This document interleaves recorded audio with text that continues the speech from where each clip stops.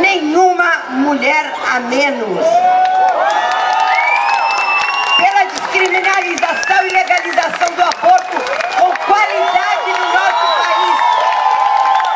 E na época a gente analisava qual era a causa da tamanha violência e chegávamos a 3 conclusões: a ausência do poder público, a falta de perspectivas para os jovens até perguntando viver para aqui, o que adianta, e em terceiro lugar era o tráfico das drogas, assim, e de modo especial na época as pequenas quadrilhas. Chegamos a uma época pior ainda, em 96, quando a região foi declarado o mais violento do mundo, tendo índices de 120 assassinatos por 100.000 habitantes, passando na época, no ano anterior, de Cali, na Colômbia, que era 80 por 100.000 habitantes. Eram outras penhas e quando eu trabalhava com elas, eu achava elas muito pesadas. Então eu sentia a sensação de peso no meu corpo, aquele dia que eu trabalhava com elas. Porque elas representam as mulheres mortas por vítima de violência doméstica dos seus companheiros.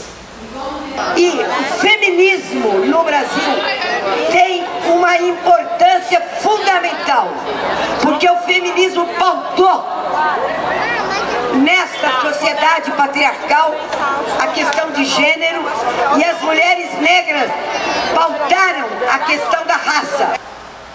Eu engravidei de 13 anos, porque ele chegou de uma viagem e ele disse: "Ai, não deu tempo de pôr a camisinha".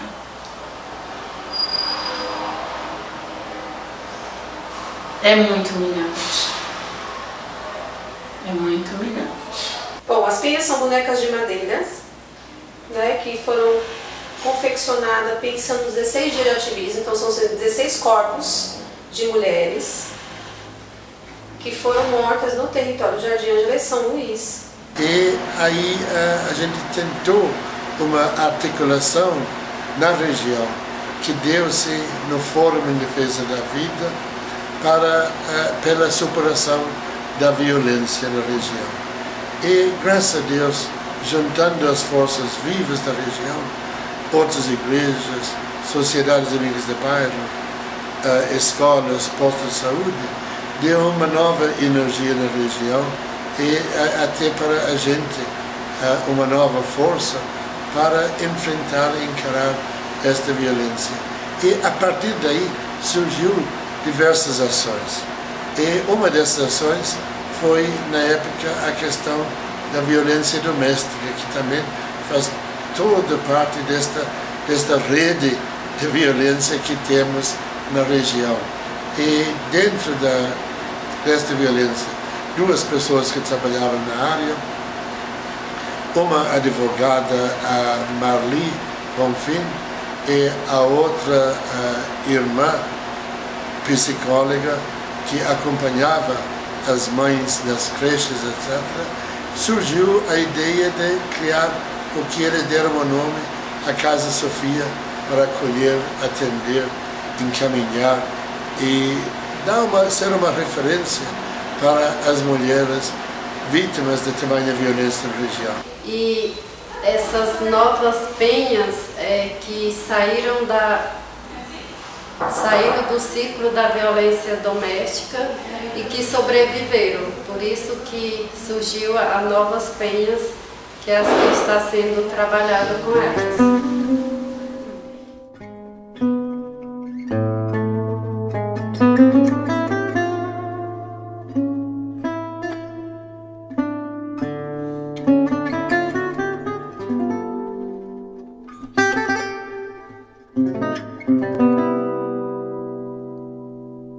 Mais direitos para as mulheres, nenhuma mulher a menos.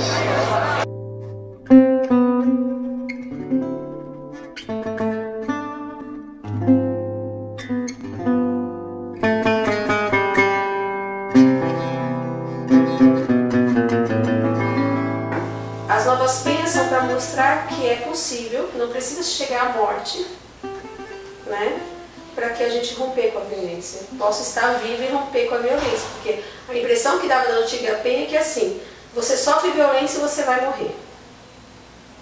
Você vê a diferença na estética, na espessura, no peso, em todo o material produzido, você vê o peso da história, o peso pessoal de cada uma delas nas máscaras. Você consegue identificar nas máscaras quem sofreu, quem não sofreu violência, quem está e quem não está em violência, quem superou, quem não, enfim, você consegue fazer toda essa leitura estética porque é um processo terapêutico. E aqui foi que eu vim descobrir que tudo aquilo que eu sofria era uma agressão.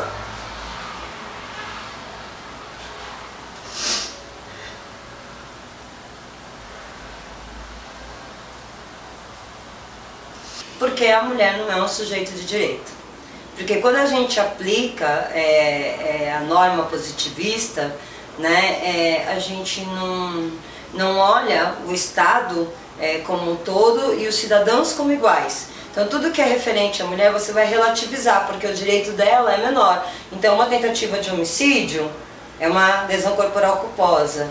Foi quando eu não acreditava que eu seria capaz de trabalhar na Casa Sofia, porque eu vinha de cozinha e depois trabalhar atendendo telefone e fazendo outras coisas e atender mulheres vítimas de violência, sendo que eu praticamente estava passando por violência. E no aspecto tem os tratados internacionais de direitos humanos. E o Brasil assinou em 1979, né, a CEDAW, né, que é a Convenção pela Eliminação de todas as formas de discriminação e violência contra a mulher, que diz, no seu artigo 1º, que a mulher é um sujeito livre, autônomo e tem direito à sua inviolabilidade. A nossa Constituição de 88, ela diz lá no artigo 5º, parágrafo 3º, que serão equivalentes a emendas constitucionais os tratados internacionais que forem assinados e ratificados pelo Brasil, ou seja, passou pela aprovação da pelo menos 2/3 da Câmara dos Deputados, 2/3 do Senado Federal, eles têm força de emenda constitucional. Se falar demais, eu vou quebrar sua cara. Aí quando foi... Eu tava muita discussão, começou o negócio a ficar muito grave. Ele me agrediu, aí eu não falei nada. Quando foi falar para minha mãe, ela deu todo o apoio para ele. Que me choquei demais com essa situação. para mim, já coloca com crime de direitos humanos, violação de direitos humanos, permissão de estupro sem a punição adequada, de violência obstétrica, de violência doméstica, de violência patrimonial, de morte por abortamento. Né? Isso tudo são crimes que o Estado está cometendo contra um sistema internacional vigente. Porque eu casei jovem, com 18 anos, e 6 meses depois começaram os problemas. Eu fiquei 37 anos casada, debaixo de todo esse sofrimento e aguentando. Minha mãe era espancada pelo meu pai, e depois houve separação. Eu só não quero que os meus filhos vivenciem isso, para que elas não venham a passar pelas mesmas, repetir a mesma história minha, a mesma história da minha mãe. Então eu vim nesse processo de me reeducar, para poder educar elas. Então tem toda uma questão cultural, de geração para geração, os valores que são passados. E quando essa mulher chega aqui, a gente trabalha numa ressignificação, numa desconstrução de algumas coisas, na reconstrução de outras. E o meu ver é que a Casa Sofia é muito importante para o território, o Serviço de Defesa e Proteção da Mulher é muito importante, precisa avançar muito na questão da política pública. Então nós sofremos muito quando chegam mulheres que precisam de abrigo, precisam de casa de passagem, não tem vaga, ou você tem que ficar esperando a vaga por muito tempo, e está limitado dentro da parceria com a ESMADS, então não dá para ter um atendimento psicológico. Ela é orientada, ela é passada nos grupos, mas o psicólogo não pode fazer mesmo aquele atendimento com ela, né? O jurídico também, ele faz o atendimento, mas é encaminhado para a defensoria. Quando nasceu lá em 2001, a gente fez um complexo de tudo isso. Então a gente conseguia fazer um atendimento psicológico, terapêutico, então a gente conseguia que os nossos advogados acompanhassem o caso no jurídico até dar fim. E as consequências foram essas. Então tipificou que é importante, mas essa normativa ela foi pensada de Brasília para o Brasil. Acabou que nós trouxemos o trabalho para as mulheres da Casa Sofia, que casou muito com a transformação do corpo, né, da estética corporal das bonecas. Se você sair, ele vai dizer que você saiu, deu abandono de ir lá. Quando a gente está nervoso, a gente não pensa, né? Aí eu voltei, fiquei uns 30 minutos lá com eles, aí voltei para minha casa que era pertinho, tomei meus remédios, depois 5 horas, ela viu que eu estava muito nervosa, 5 horas ela falou que era para mim voltar, né? Com a minha filha que chama Letícia. Aí eu fui 5 horas com a Letícia, a gente conversou mais um pouco. Aí nunca mais eu inventei de deixar minha casa, só que eu continuei sofrendo, né? Com a violência dentro de casa, com palavras. Quando ele não agredia eu agredia meus filhos, porque ele sabia que eu ia me doer pelos meus filhos. E eu tentei um suicídio, porque eu não tinha ajuda de ninguém. Acho que o fundo do poço já tinha acabado quando você vê. Ainda tem mais lá embaixo. Nossa, se não são várias pessoas fazerem uma corrente humana de pegar a mão e te tirar de lá, a gente não sabe. É por isso que tantas mulheres morrem no Brasil. Como ela me ajudou a crescer em todos os sentidos, porque eu estava morta. Porque a gente visa sempre o cuidado dessa mulher, né? Porque a gente pode colaborar para essa mulher se individuar, ser única no que ela faz, se reencontrar com a potencialidade dela, ser uma mulher que se ama, que se cuida, que se olha no espelho, que tem autonomia, independência, consciente dos seus direitos, que investe no processo de autorreflexão, de autocuidado, de autoamor, né? Então a gente vai fazendo diversos projetos, né, e ações pontuais com este único objetivo.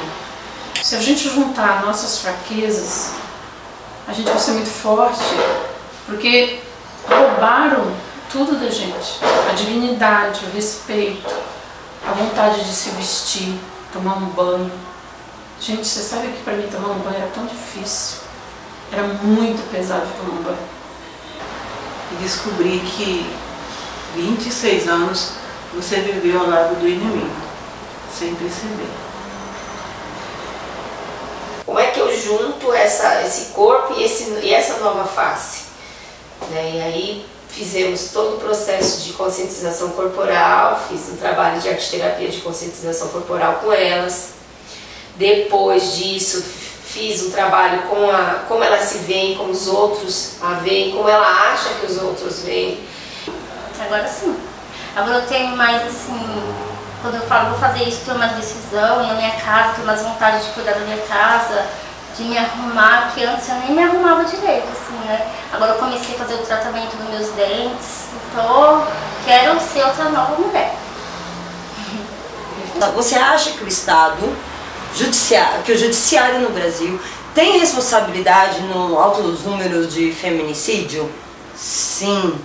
Por quê? Só porque o nosso direito é positivista? Não, porque nós não aplicamos os tratados internacionais que nós entendemos, porque esses tratados internacionais equiparam mulheres a sujeitos de direitos como os homens. Nós fomos chamados para ir no fórum, né, porque a gente tinha que depor, falar o que aconteceu, tudo pro juiz, né. Aí eu falei para a Rosita, eu estou pronta, porque elas, da Casa Sofia, hoje eu agradeço muito. Quando eu entrei aqui, eu não queria ir embora, achava que não servia para nada, entendeu? Eu ficava tudo tanto desespero, né. E a Convenção Belém do Pará, bem antiga, né? Já tem mais de 30 anos, né? Que ela diz, ela define que toda discriminação de gênero, ou seja, toda discriminação que só a mulher pode receber por ser mulher, é violência. Já tá lá no primeiro artigo da Convenção Belém do Pará. E aí me espanta ver um desembargador não aplicar severamente um tratado internacional que tem emenda de Constituição, gente, nesse caso, e aí assim, ao não aplicar, ele está corroborando e dizendo, pode matar a mulher, porque o judiciário referenda isso. Eu converso sempre com as mulheres sobre a importância da gente parar de mascarar a violência. A gente, é aquele tema que ninguém quer falar. Claro que o nosso foco não é falar, vamos falar sobre a violência, não é apenas isso. Mas a gente tem que tirar as nossas vendas e reconhecer a violência como violência.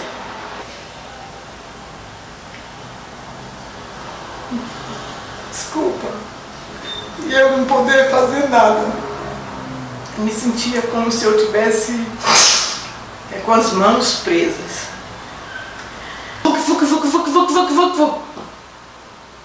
Eu não sabia, porque eu era virgem, eu casei com 24 anos e nenhum beijo eu dei. Eu era virgem. E até chegar aqui levei algum tempo, porque eu não acreditava que eu estava nessa situação de violência doméstica, e até acreditar nisso, várias brigas aconteceram, noites sem dormir, angústia, desespero, tristeza, medo, vontade de se esconder, sentimentos que faziam com que me perturbassem. E aí, a partir do momento que eu aceitei a condição de precisar, além das minhas condições de procurar ajuda, eu vim pra cá. Eu achava que estava bom, não sabia o que era. Só que sexo não dói, orgasmo não dói. Sexo é prazer, você sentar, bater um papo, você compartilhar. E também comecei a olhar que eu sofria violência psicológica. Quando eu sentava na discussão de casa e via assistente social dizer tudo aquilo que às vezes eu ouvia, a psicóloga dizer, gente, mas isso aí já é o início da violência. Eu vi que eu sofria violência há muito tempo. E aquilo começou a me deixar muito confusa, né? Porque você mistura a frustração, você mistura a raiva, você mistura tantos sentimentos que você fala assim, meu Deus, como que isso foi acontecer comigo, né? E por que eu não enxerguei isso, né? E eu fui violentada pela terceira vez na minha vida.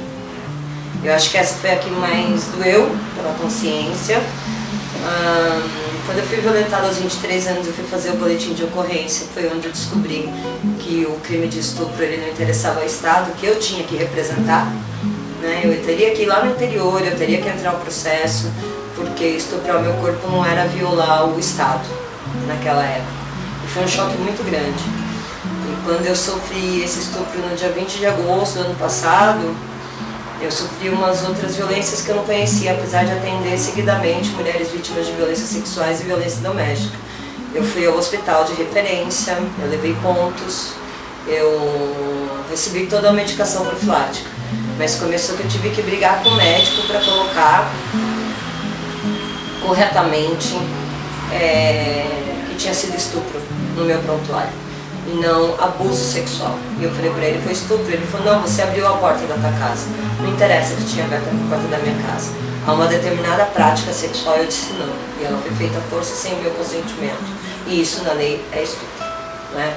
Então imagina, você está sangrando, você está machucada, é madrugada, você está sozinha no hospital de maior referência, você é um ativista que conhece, você é reconhecida pelos funcionários daquele hospital porque você já acompanhou criança, já acompanhou mulher, naquele lugar as pessoas sabem o seu nome e ainda assim você só consegue que o seu prontuário esteja correto com a estatística porque você tem um acesso privilegiado à lei.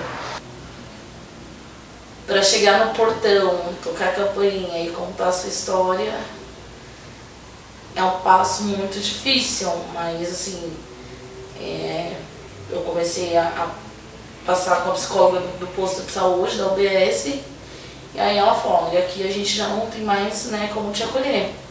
Fala que eu te arrebento, fala que eu te arrebento. Isso. E ele não me batia, ele gritava comigo, cala sua boca, cala sua boca! E fiquei com muito medo. Eu tenho medo dele hoje. Depois desse dia eu fiquei com muito medo. E quando eu vou falar alguma coisa assim pra ele, ele fala assim, ah, eu também tô sendo agredida por você. São 12 anos, né, onde ele faz até hoje muita pressão psicológica. E aí eu fiquei durante anos muito acomodada, onde tem uma moradia, contas pagas, então pra mim aquilo estava tudo perfeito. Então os xingamentos, as pressões psicológicas, pra mim era algo que fazia parte do dia a dia. É meio que inadmissível pensar que em 2018 ainda tem a violência contra a mulher. E aí é mais difícil ainda entender que elas são na faixa de 30 a 39 anos. Grande parte da violência acontece mesmo em casa. E são 70% dos casos registrados no SUS. E olha como nós temos que avançar. Avançar muito nessa discussão. E o mais interessante, eu pensando como gestão, eu sempre converso aqui na casa, precisamos ir atrás de novas parcerias fora do poder público. Uma que nós consigamos investir numa casa de passagem, num abrigo para mulheres, onde a gente tenha liberdade, onde a gente possa trocar, onde não tenha uma supervisão que às vezes é muito técnica, visa muito número, e nós estamos sempre na contramão. E se nos causa, né, choque, as mulheres que morreram, que foram violentadas na Guerra Civil da África, e a gente vai olhar os dados estatísticos do Brasil, a gente vai ficar tão chocado quanto, porque sim, nós estamos nesse lugar, porque o Brasil não cumpre os tratados internacionais. Como lidar com essa gestão, com esse Brasil como está hoje? Difícil. Difícil porque nós estamos numa gestão política que não quer saber de pobre, não quer saber de periferia. Diz que quer na época de eleição. Então, em São Paulo, você tem um prefeito que não conhece a periferia, você tem secretários que não saem do centro, e olha que a gente tem uma inserção com o secretário. Eu ainda brinco muito quando eu vou lá, vocês têm que ir no Jardim, Ângela. Toda violação, toda discriminação que a mulher sofre por ser mulher é violência contra a mulher. Tratado Internacional, Convenção Belém do Pará, assinada e ratificada na íntegra pelo Brasil, né? Violência. Então, se essa mulher... E a violência é qualquer ação ou omissão física, emocional, psicológica, sexual, material, patrimonial que cause danos à mulher por ser mulher. Então, Quando uma mulher sofre um dano psicológico de ser questionada na sua credibilidade, como sendo sido ela que deu causa à violência que ela mesma sofreu, pelo tribunal ou por qualquer um dos seus agentes, delegado, escrivão, promotor, defensor, o que é defensor é bem raro, mas assim, juiz, desembargador, ministro, né? Eles todos estão cometendo uma violência grave, que é uma violação de direitos humanos, que é a violação ao artigo 1º da Convenção Belém do Pará e o artigo 1º da CEDAW. E só por isso eu acho que os movimentos deveriam começar a peticionar lá fora. Eu queria entender em que situação no mundo eu estava. Cheguei aqui pensando em procurar um advogado e eu descobri que eu era prisioneira desse homem. Eu não sabia nem o que era isso. E só agora que eu sei que esse homem nunca me amou, nem nunca amou meus filhos. Passei pela morte, mas era vencível. Porque muitas vezes ele foi pra cima da faca e eu saí fora, corri, peguei meus filhos, corri, fui pra onde meus filhos vinha sempre pra cá, corria pra cá. Essa casa aqui foi o apoio que todas as mulheres, se todas as mulheres soubessem, elas vinham todas pra cá. E hoje, quando você olha, não tem como não olhar a legislação que vai te engessando como serviço. Você precisa seguir norma técnica federal, estadual, municipal, e o usuário, cadê? Sabe? Então é muito difícil estar nessa gestão, nesse momento, porque ela não é aberta para o diálogo, mas no sentido do vamos fazer. Porque quando muitas, como eu, quando chega aqui, nós não acreditamos mais nem quem somos, nós não sabemos nem mais quem somos nós. Só que estamos machucadas, feridas, tristes, humilhadas e perdidas.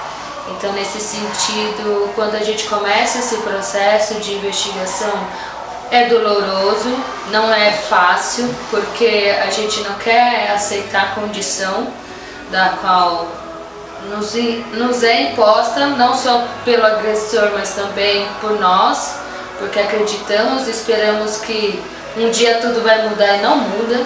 Eu acho que você pode colocar também a questão do isolamento, né? Porque a pessoa começa a achar que você, começa a dizer pra você que você tem problema, que você é louca, né? Que você é desequilibrada, né? É mais ou menos essas palavras. E aí acaba que ele acha que ele é o único que te suporta e que as pessoas te odeiam e que então aí começa a sabotar as relações. E acho que o Brasil tem que sofrer sanções. Tem que sofrer sanções por descumprir os tratados de direitos humanos. Eu fui ouvir falar disso, né, por algumas pessoas do judiciário apenas agora, há 22 dias, quando a Marielle foi assassinada. Né, que eu vi quando o Parlamento Europeu sugeriu uma sanção comercial ao Brasil, porque o que a Marielle sofreu, segundo o Parlamento Europeu, foi uma violência de gênero e viola diversos tratados internacionais assinados pelo Brasil, e isso está sendo discutido. Eu acho que quando esse tipo de coisa acontecer, o judiciário vai pensar, porque é inadmissível você pensar um juiz que, ao olhar um caso de direito civil, de indenização por violência, qual seja ela qual for, um caso de violência de família, né, um caso de violência sexual, violência obstétrica, não se lembrar que ele deve obedecer ao sistema internacional de leis e tratados que o Brasil assinou e ratificou. Sabe por quê? Esse juiz nem sabe que existe. Tentei cometer suicídio por conta de muita pressão psicológica da parte dele. E aí eu acordei e falei, não é isso que eu quero pra mim, isso está me incomodando.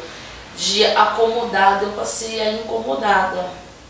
E aí eu vi que era o momento para poder seguir a vida adiante. Antes mexia muito comigo, hoje eu já sei lidar com a situação, porque eu já saí da violência. E eu trabalho a partir daí com o planejamento de futuro. Mulheres que chegam na minha frente e falam, olha, eu não tenho sonho, pra mim o que vale é agora. Então essas mulheres, elas precisam ressignificar os sonhos, os desejos. Não, você não está sozinha, sua história não vai ser mais uma, mas a sua história vai ser preciosa. Infelizmente viemos de uma sociedade machista, patriarcal, que nos impõe, né, essa questão da gente se fechar, se anular e esquecer que a gente também é um ser humano, que sente dor, que chora, que sorri, e a gente é educado só para cuidar de outro ser e deixa de cuidar de nós mesmos.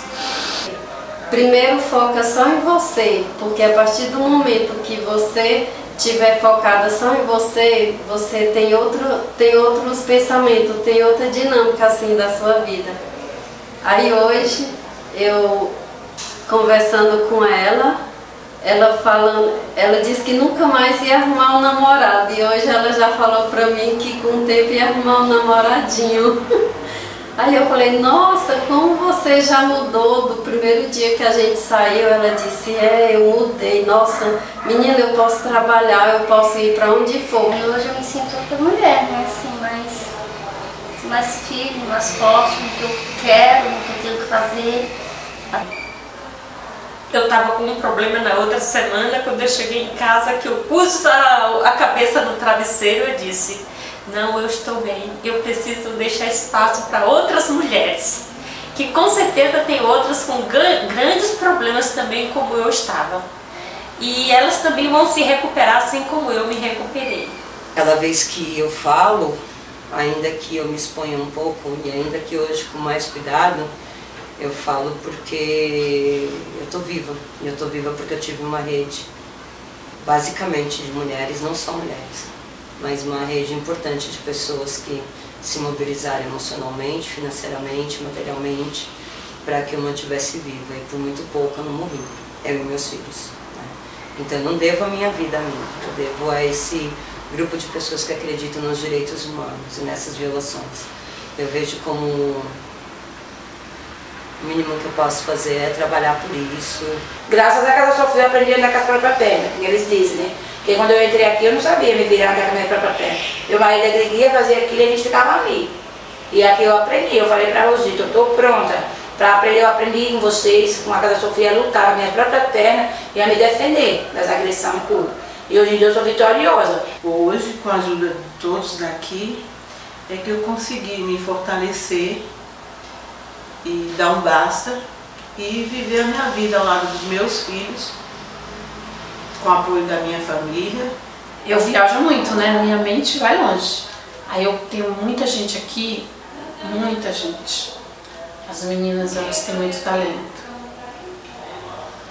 É muito lindo você ver as coisas lindas que elas fazem.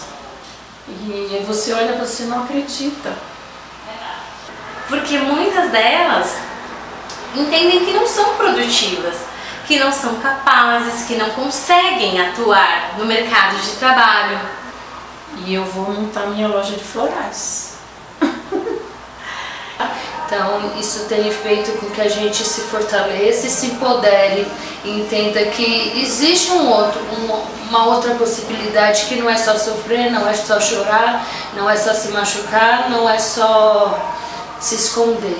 A deusa sabe fazer artesanato e assim, outras sabem fazer chocolate. A gente vai montar e nós vamos sair à luta e vamos vender. Quando você vir fazer outro documentário, vai ser da nossa empresa.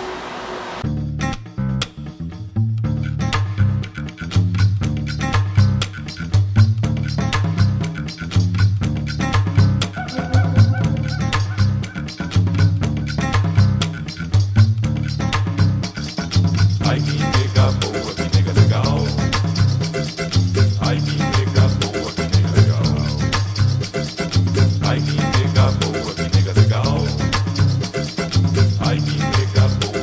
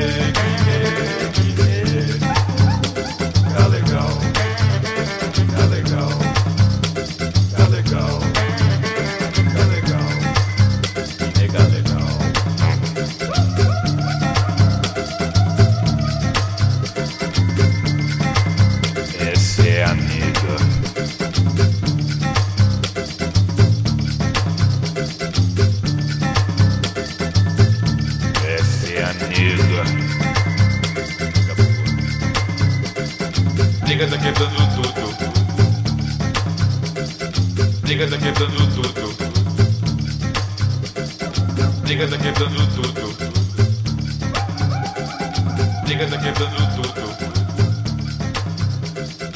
Nega quebrando tudo. Nega quebrando tudo. Nega quebrando tudo.